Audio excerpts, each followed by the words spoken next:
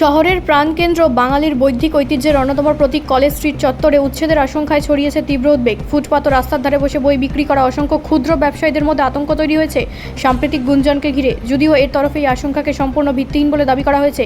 কেএমসির এক শীর্ষ আধিকারিক স্পষ্টভাবে জানিয়েছেন, কলেজ স্ট্রিটের বই বিক্রেতাদের উচ্ছেদ করার কোনো নির্দেশ বা পরিকল্পনা বর্তমানে নেই। তারই মন্তব্যের পর কিছুটা স্বস্তি ফিরলেও ব্যবসায়ীদের মধ্যে অনিশ্চয়তা এখনও কাটেনি।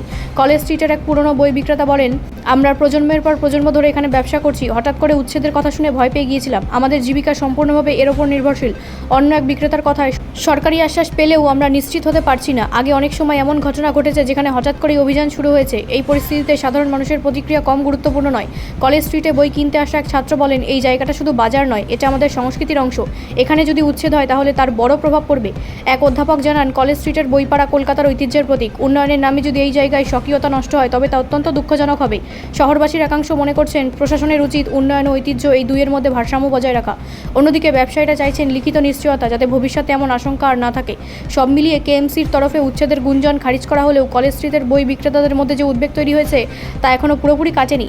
পরিস্থিতির ওপর নজর রাখছে শহরের বুদ্ধিজীবী মহলও। ব্যুরো রিপোর্ট, রাষ্ট্রীয় প্রসার বাংলা।